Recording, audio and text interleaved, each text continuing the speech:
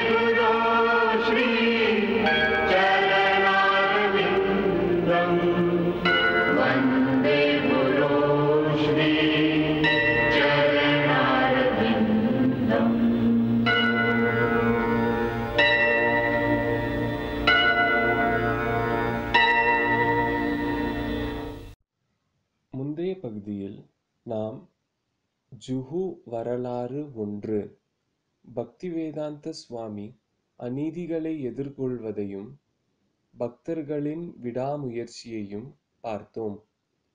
மேலும் தற்பொழுது உங்களுக்கு ஒரு விஷயம் தெரியுமா? நார் என்கிட்ட சொன்னார், அவர் அந்த பிரம்மச்சாரி கிட்ட இருந்து 2,75,000 ரூபா வாங்கிட்டாராம். ஆனால் இடத்தோட பத்திரங்களை கொடுக்கல. உண்மையை சொல்லட்டுமா, நாயர் நம்ம நினைக்கிறத விட ரொம்பவே தந்திரமான ஆளாக இருக்கார். நாயர் மட்டும் இல்லை மிஸ்டர் ராவ், போன வாரம் கிரிராஜ் எங்கிட்ட யோசனை கேட்க வந்தாரு. உடனே நாயருக்கு பணம் கொடுன்னு சொன்னேன். இதே மாதிரி அவங்க பணம் பூராவையும் கொடுத்துடுவாங்க, ஆனால் இடத்தோட பத்திரம் மட்டும் கிடைக்காது. கிரிராஜ் ரொம்ப பயந்துட்டாரு. கிரிராஜுக்கு தெரியும், முதல் 2 லட்சம் கொடுத்தது அவர் கைக்கு பத்திரங்கள் வந்திருக்கணும். அதோட சுவாமி பக்தி வேதாந்த வேற அவர் அடிக்கடி பத்திரங்களை வாங்கிட்டு வாங்கன்னு சொல்றாரு. அந்த சுவாமியா? நான் நிறைய சுவாமிகளை பார்த்துட்டேன், நிறைய சுவாமிகளோட பழகியும் இருக்கேன். ஆனா இவர் நீ நினைக்கிற மாதிரி இல்லை, வித்தியாசமானவர். அப்படியா? உண்மையாவா? சரி, உங்களுக்கு என்ன ஆயிடுச்சு? மிஸ்டர் ராவ், நான் இதுல தலையிட விரும்பல. அப்படியா? அப்ப நீங்க பயந்துட்டீங்க. கிரிராஜ் என்கிட்ட நம்பிக்கையோட வராரு. ஆனா நாயரை பத்தி தெரிஞ்சிருந்தும் அவருக்கு பணம் கொடுங்கன்னு மனசாட்சி இல்லாம சொல்றேன். நான் அவர் செய்யக்கூடாததை எல்லாம் செய்யுங்கன்னு தப்பா வழிகாட்டுறேன். நீங்களும் நானும் நாயருக்காக அவர் ஏமாத்துறோம் மிஸ்டர் ராவ். இனிமே நான் இந்த மாதிரி செய்ய மாட்டேன் மிஸ்டர் ராவ். உங்களுக்கு தெரியாது, ராத்திரி தூக்கமே வரமாட்டேங்குது. ஓஹோ, இதான் விஷயம்னா நான் வேற ஒருத்தரை வச்சுக்கிறேன், எனக்கு ஒன்றும் பிரச்சனை இல்லை. ஆனால் நினச்சி பாருங்க, இந்த பிரச்சனையில் நாம் நுழையறதுக்கு முன்னாடி நீங்கள் தான் என் பையனை காலேஜில் படிக்க வைக்க பணம் இல்லைன்னு சொன்னீங்க. இப்போ அது என்ன ஆகுதுன்னு சொல்லுங்க. இன்னொரு விஷயத்தையும் நல்லா கேட்டுக்குங்க. உங்களுக்கே தெரியும், இவங்க 2 பேருமே அரசாங்கத்துக்கு வரியா 5 லட்சம் ரூபாய் கொடுத்தாகணும். 2 பேர்கிட்டையுமே அதுக்கு பணம் இல்லை. நாயரும் கொடுக்கல, இஸ்கானும் கொடுக்கல. அதை தவிர வேற சில சட்ட சிக்கல்களால் அந்த பூமியில் கோயில் கட்ட அனுமதி கிடைக்காது.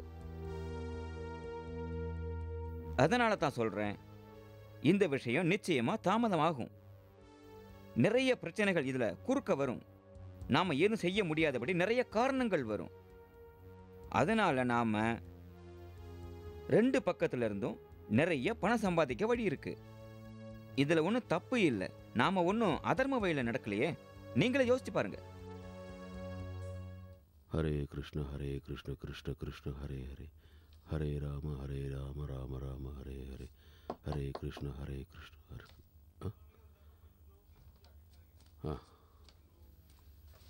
வணங்குறேன் சுவாமிஜி. ஹரே கிருஷ்ணா, ஹரே கிருஷ்ணா. என்ன விஷயம்? பம்பாயிலிருந்து கிரிராஜ் கடிதம் எழுதியிருக்கிறார் சுவாமிஜி. அதை படி.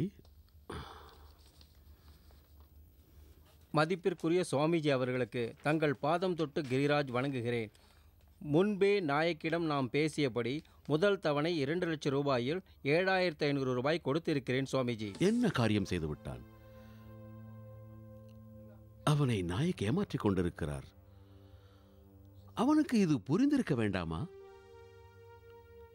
பத்திரம் நம்ம கைக்கு வந்து சேரும் வரையில் அவருக்கு நாம் 1 பைசா கூட கொடுக்க கூடாது. ஆனால் அவன் கொடுத்து விட்டானே. அவனிடம் கூறு, அந்த நாயக் பத்திரத்தை கொடுத்த பின்தான் நாம் அவருக்கு பணத்தை கொடுக்க வேண்டும் என்று. நீ உடனே ஒரு கடிதம் எழுது.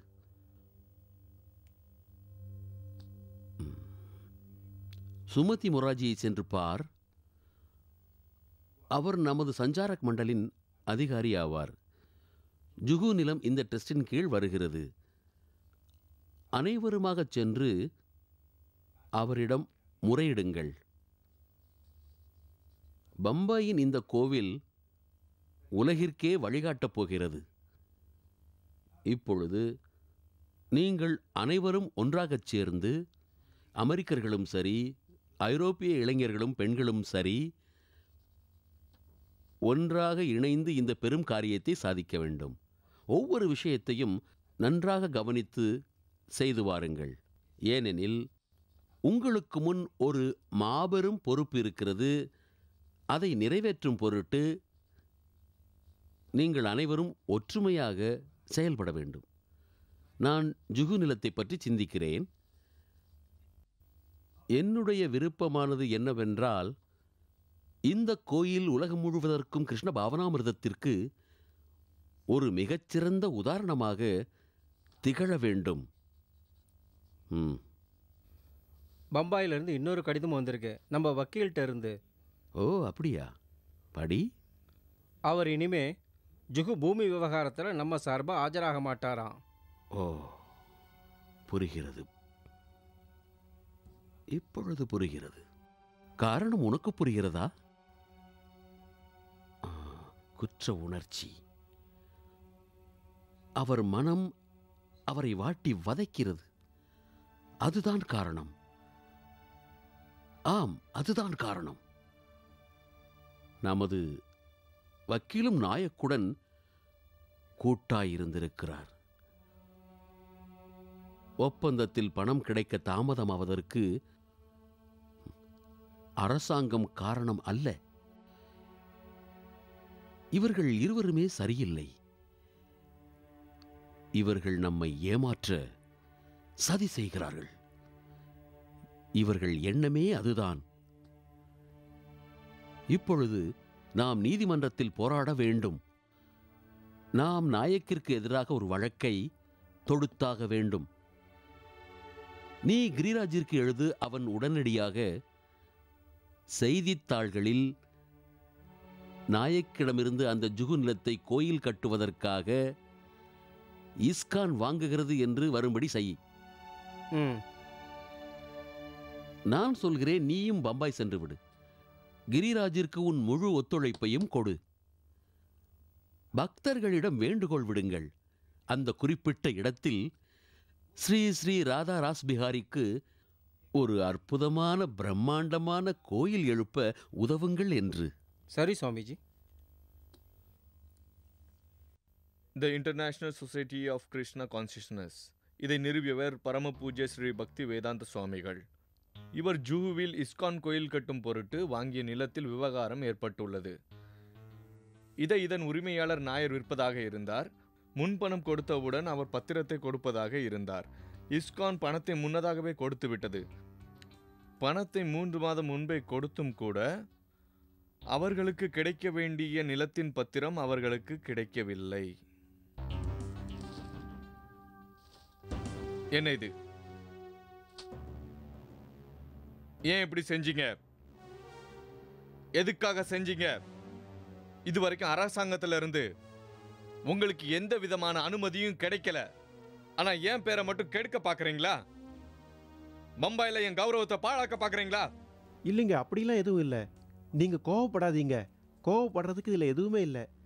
நாங்கள் சும்மா எல்லாருக்கும் தெரியறதுக்காக ஒரு நோட்டீஸை கொடுத்து வச்சிருக்கோம், அவ்வளவுதான். தெரியணுமா? என்ன தெரியணும்? உண்மை என்னன்னா நீங்க இன்னும் பெர்மிஷனே வாங்கல. அதோட நீங்க இன்னும் கவர்மெண்ட்டுக்கு பணம் கட்டல. அதையெல்லாம் ஏன் பிரிண்ட் பண்ணல? நான் 6 மாசமா உங்களுக்கு பத்திரத்தை கொடுக்க தயாரா இருக்கேன். நீங்க தான் உங்க வேலைகளை ஒழுங்கா முடிக்கல. இப்ப என்ன குத்தம் சொல்றீங்க? வந்துட்டாங்கய்யா. நான் இந்த ஒப்பந்தத்தை முறிச்சுக்கிறேன். நீங்க கொடுத்த 2 லட்சம் ரூபாய் இப்ப என்னோடதாயிருச்சு. நீங்க அந்த இடத்தை உடனே காலி பண்ணுங்க. நாயர் சார், நான் சொல்றத கொஞ்சம் நீங்க கேளுங்க. நான் எதையும் கேட்க விரும்பல. குப்தா சார். ஜூல நம்ம இடத்துக்கு உடனே தண்ணி சப்ளை நிறுத்து. உடனே செய். சரிங்க சார். அப்படியே நீயும் பத்திரிக்கை அடிச்சு மக்களுக்கு கொடு. அதுல இவங்க எப்படி வார்த்தை மாறினாங்கிறது அவங்களுக்கு தெரியட்டும். இவங்க அங்க உள்ளவங்களை எப்படி தொந்தரவு செஞ்சாங்கிறது அவங்களுக்கு புரியட்டும். உண்மையை பொதுமக்களும் நல்லா புரிஞ்சுக்கட்டும். அது மட்டும் இல்ல, நீங்க உடனே இடத்த காலி செஞ்சாகணும். நாயர் சார், நான் சொல்றத கொஞ்சம் கேளுங்க. நீங்க என் வீட்டை விட்டு வெளியே போங்க. வெளியே போங்க. வெளியே போங்கன்னு சொல்றேன்ல. வெளியே போங்க. சன்னியாசிங்களா? குப்தா சார். உனக்கு மீராவை தெரியும்ல? தெரியும் சார். அவங்கள எங்கிட்ட அனுப்பு. சரிங்க சார். சன்னியாசியா?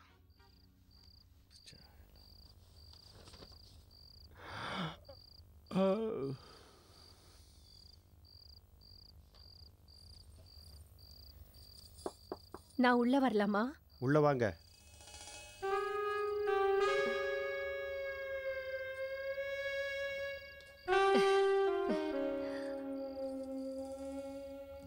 நீங்க யாரு? நாம முன்னாடி பாத்துருக்கோமா? உங்களுக்கு என்ன அடையாளம் தெரியல. நீங்க இங்க வந்ததுல இருந்து நான் உங்களை பாத்துக்கிட்டு இருக்கேன். பல மாதங்களா பாத்துட்டு இருக்கேன். நான் உங்களோட பக்தி ஆயிட்டேன். கிரிராஜ், நீங்க பெரிய சாது, மகரிஷி, கர்ம வீரர். நான் உங்க கூடவே இருக்க விரும்புறேன். அது நடக்காது. நடக்காது, நிச்சயமா நடக்காது. அப்படி சொல்லாதீங்க. எல்லாமே நடக்கும். நீங்க தனியா இருக்கீங்க. இவ்வளவு பொறுப்புகளை சுமந்துக்கிட்டு ரா பகலா உழைக்கிறீங்க. இதெல்லாம் எனக்கு ஒரு பெரிய விஷயமாவே தெரியல. கேளுங்க, இப்ப எனக்கு நிறைய வேலை இருக்கு. என்னை பத்தி நீங்க கவலைப்படுறதுக்கு ரொம்ப நன்றி. இப்ப நீங்க போலாம். உங்களால இந்த பொண்ணோட ஆசையை பூர்த்தி செய்ய முடியாதா? நிச்சயம் முடியாது. என்ன மன்னிச்சிடுங்க. நீங்க போலாம்.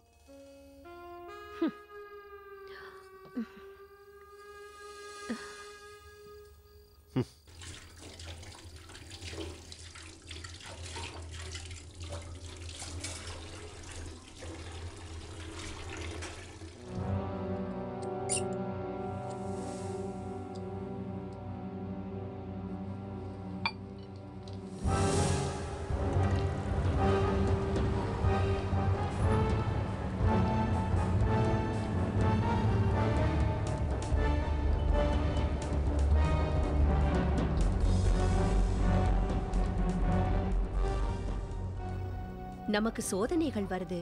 ஆனா நமக்கு ராதா ராஸ்பிஹாரியோட துணை இருக்கு. எந்த நிலைமையிலயும் நமக்கு சுவாமிஜியும் நம்மோட துணையா இருப்பாரு. ஹரே கிருஷ்ணா, ஓடி வா. நீ எந்த கடிதத்தை பத்தி பேசுற? நம்ம குருஜி நாயரோட ஒப்பந்தத்தில் கையெழுத்து போட்டாருல்ல, அதுக்கப்புறம் இந்திய அரசாங்கம் கொண்டு வந்த ஒரு சட்டத்தின்படி நாயர் அரசாங்கத்துக்கு 5 லட்சம் ரூபாயை கொடுக்கணும். நாயர்கிட்ட பணம் இல்லாததுனால நம்மளை கொடுக்க சொல்லிட்டு நிலத்தோட விலையில அதை கழிச்சிக்க சொன்னாரு. எனக்கு பேங்க்ல இருந்து 5 லட்சம் ரூபாய் கிடைக்கல. எனக்கு வேற உதவியும் கிடைக்கல. அதனால பணத்தை ஏற்பாடு செய்ய முடியல. சுவாமிஜி இதில் ஒன்றும் பெரிய பிரச்சனை இல்லைன்னு சொன்னார். பணக்கார நண்பர்கள் நமக்கு உதவுவாங்கன்னு சொன்னார். அதனால் நம்ம அவங்கள போய் பார்ப்போம். எனக்கு தெரியும், ஆனால் இது மட்டும் பிரச்சனை இல்லையே. நாயர் சொல்றபடி இஸ்கான் நிலத்தை சொந்தமாக்கிறதுக்கு முன்னாடி சம்பந்தப்பட்ட அதிகாரிகள் கிட்ட நம்ம அனுமதி வாங்கணுமா? ஏன்னா இஸ்கான் ஒரு தர்மஸ்தாபனமாச்சே. சரி, அப்போ அனுமதி வாங்கலாம். நான் போய் அந்த அதிகாரியை பார்த்தேன். அவர் சொல்றாரு, நாம இந்த நிலத்தை ஒப்பந்தம் பண்ணி வாங்கறதுக்கு 6 மாசம் முன்னாடியே அவங்களுக்கு இன்ஃபார்ம் பண்ணி ஆகணுமா. ஓ,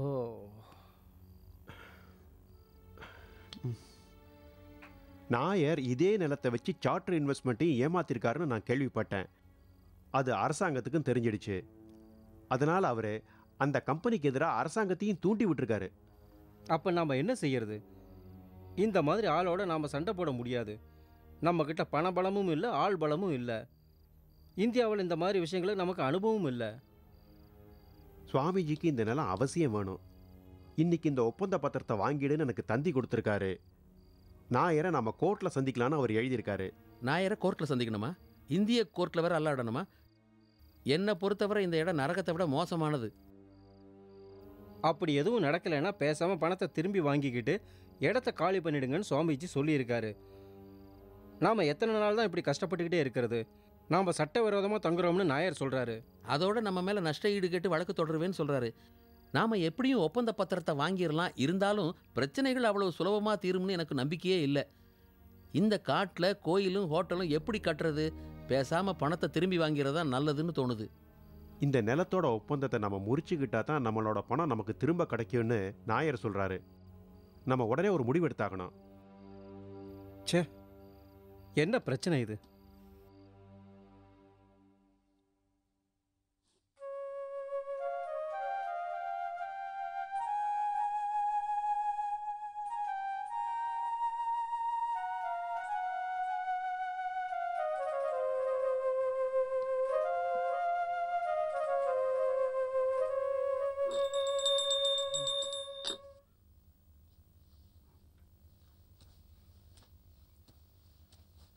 ஜெய் ஸ்ரீல பிரபுபாத சுவாமி. பம்பாய்க்கு ஃபோன் செய்தீர்களா இல்லையா?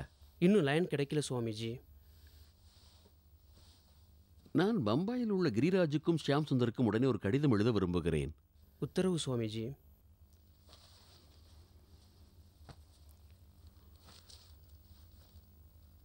நாயர் நம்மை ஏமாற்றுவதற்கு சதி செய்கிறார். நம்மை பயமுறுத்துகிறார். அதோடு நீங்களும் அவருக்கு பயப்படுகிறீர்கள். அவர் உங்களை முட்டாளாக்குகிறார். அது மட்டுமல்ல, சட்டத்தை காட்டி பொய்யாக மிரட்டுகிறார். அவர் உங்களை ஏமாற்றிவிட்டார். அவருக்கு எதிராக ஒரு வழக்கு போடுங்கள். நீங்கள் அவருக்கு ஏன் வீணாக பயப்படுகிறீர்கள்? நம் நிலை மிகவும் நன்றாக இருக்கிறது.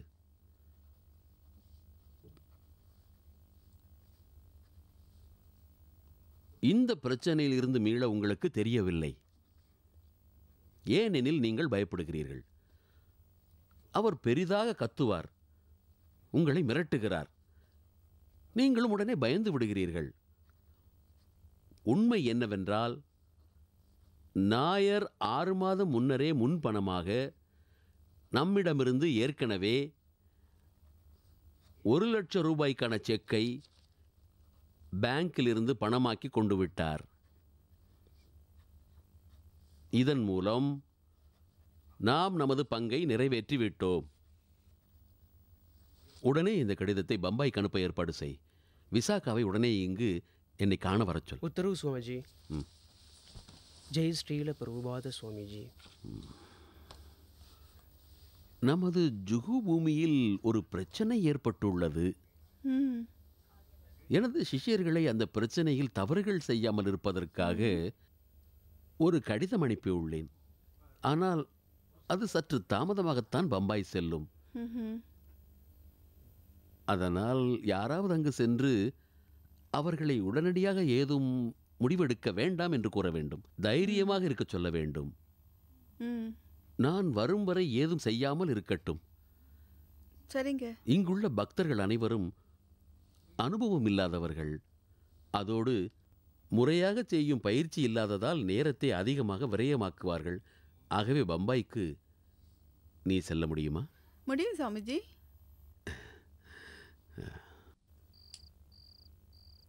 இறைவன் நமக்காக திட்டமிடுகின்ற எந்த ஒரு முடிவானதும் உடனே பலன் அளித்து விடுகிறது. அதேபோல் எந்த பக்தன் தன்னை அந்த புருஷோத்தமன் பரந்தாமனுக்கு அர்ப்பணிக்கிறானோ அவனது விருப்பங்கள் அனைத்தையும் அந்த பரந்தாமன் நிறைவேற்றி வைக்கிறான். ஆனால் எந்த அளவிற்கு இறைவனிடம் அர்ப்பணம் செய்கிறானோ அந்த அளவிற்கே பலன் கிடைக்கும் என்பதும் உண்மை. பரீட்சை எழுதிய அளவிற்குத்தானே மதிப்பெண்களும் கிடைக்கும். ஆகவேதான் நான் அந்த பரந்தாமனை பூரணமாக சரணடைய வேண்டும் என்று கூறுகிறேன். மன்னிக்க வேண்டும் சுவாமிஜி, தங்களுக்கு மும்பையிலிருந்து கிரிராஜ் ஃபோன் பண்ணியிருக்காரு. ஆஹா.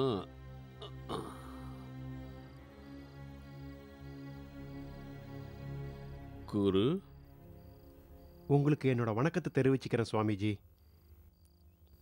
இப்போத்தான் அகமதாபாத்லேருந்து ஒரு பக்தா உங்கள் செய்தியை கொண்டு வந்து எங்ககிட்ட சொன்னாங்க. நான் தான் அனுப்பினேன். என்ன விஷயம் சொல். நாயருக்கு எதிராக நம்ம பக்கம் பலவீனம் ஆயிடுற மாதிரி எந்த காரியத்தையும் செய்ய வேண்டான்னு நீங்கள் சொன்னதா எங்ககிட்ட சொன்னாங்க. நீங்கள் வர்ற வரைக்கும் காத்திருக்கவும் சொன்னாங்க. அவங்க இதை வந்து சொல்கிறதுக்கு முன்னாடியே பணத்தை திரும்ப வாங்கிறது தான் நல்லதுன்னு நாங்கள் எல்லாரும் சேர்ந்து ஒரு முடிவு பண்ணிட்டோம். அதையே மனசில் வச்சுக்கிட்டு நாங்கள் இந்த ஒப்பந்தத்தையும் ரத்து பண்ணிட்டோம். அப்படி என்றால் அனைத்தும் முடிந்து விட்டது.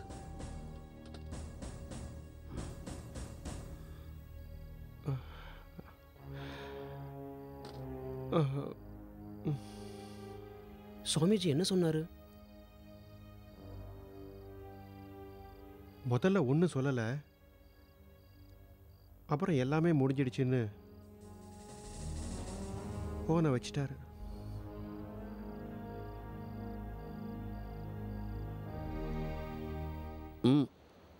நான் அந்த அயோக்கியன் சந்தர்ப்பவாதி நாயரிடம் ஹரே கிருஷ்ண பூமியை நிச்சயம் தரமாட்டேன். அதற்காகவே இங்கு வந்திருக்கிறேன். இங்கு வந்து இவர்கள் செய்த தவற்றை திருத்துகிறேன்.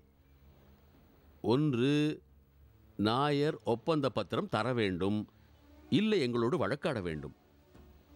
நான் கிருஷ்ணனின் பணத்தை ஒருபோதும் நஷ்டமடைய விடவே மாட்டேன். உங்களால் அது முடியுமா? இவங்க ஒப்பந்த முறிவு பத்திரத்தில் கையெழுத்து போட்டுட்டாங்களே. ஆனால் நான் கையெழுத்திடவில்லையே. இப்பொழுது ஒன்றும் தாமதமாகவில்லை.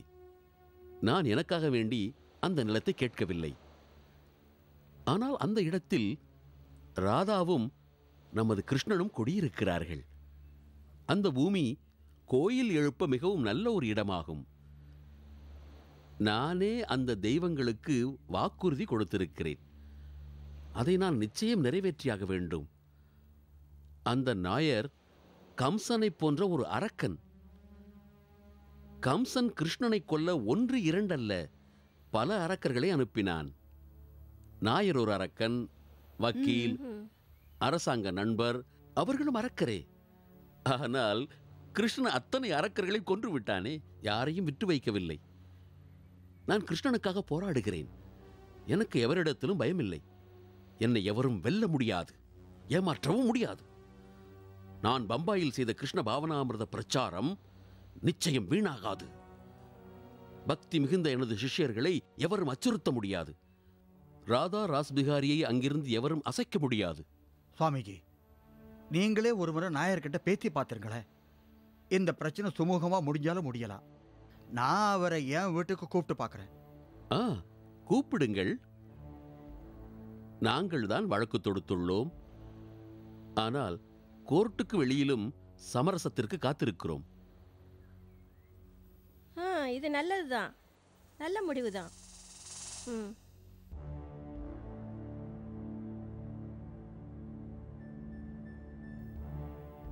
நாங்கள் தனியாக பேசிக் கொள்கிறோம். சரிங்க சுவாமிஜி.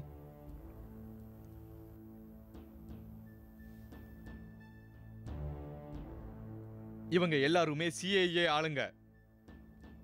எங்கிட்ட ஆதாரம் இருக்கு. நீங்க அமெரிக்காக்காரங்களை உளவு பார்க்க கூட்டிட்டு வர்றீங்க. இந்த ஹரே கிருஷ்ணா உங்களுக்கு ஒரு கருவி. முடியாது. நான் உங்களுக்கு என் நிலத்தை கொடுக்க முடியாது. நான் திங்கக்கிழமை 2 லட்சம் ரூபாய்க்கு செக் எடுத்துட்டு வர்றேன். உங்க பணத்தை கொடுத்துடுறேன். சரி, நீங்கள் நிலத்தை கொடுக்க விரும்பவில்லை என்றால் நாங்கள் சென்று விடுகிறோம்.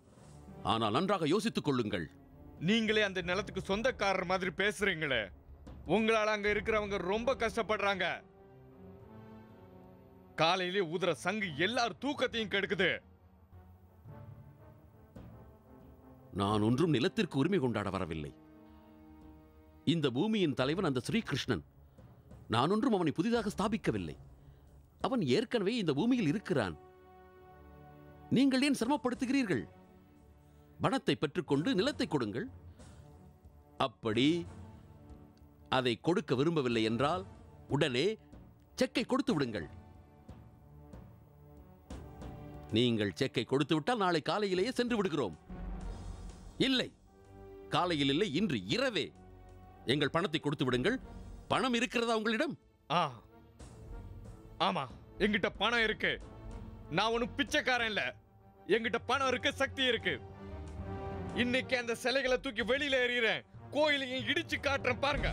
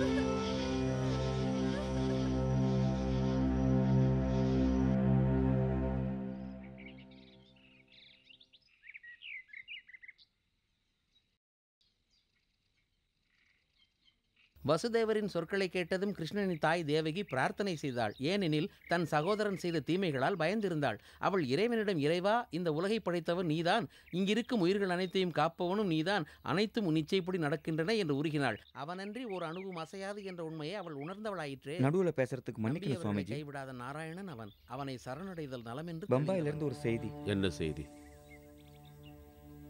இப்பதான் பம்பாயிலிருந்து கிரிராஜ் ஃபோன் செஞ்சாரு. நேற்று ராத்திரி ஹார்ட் அட்டாக் வந்து ஆஸ்பத்திரியில் ஞாயிறு இறந்து போயிட்டாருன்னு தகவல் வந்திருக்கு.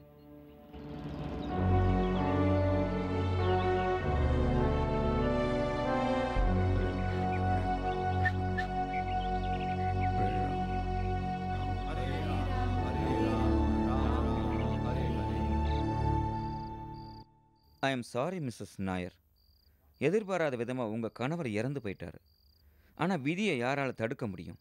இனிமே நாம் என்ன செய்யணும்னு தான் யோசிக்கணும். இப்போ நம்ம நிலைமை சரியில்லை.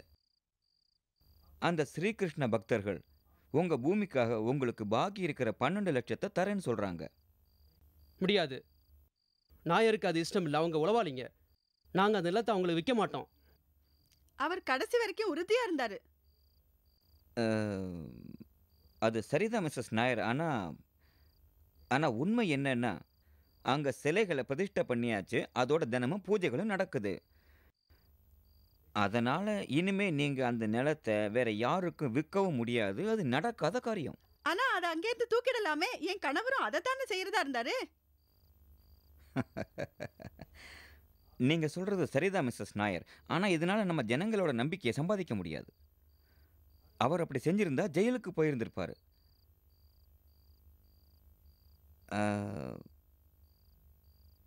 ஆனால் வேற வழிகள் இருக்கு. சரி, இப்போ நாம் என்ன செய்யறது? இதை பாருங்க, அவங்களுக்கு அந்த இடத்துல புதுசாக எந்த கட்டடமும் கட்ட அனுமதி இல்லை. பழசுக்கும் இல்லை தான். அதனால் அந்த இடத்துல இருக்கிற 2 கோயிலுமே சட்டவிரோதமானது. அந்த மாதிரி கோயில்களை தாராளமாக இடிக்கலாம்.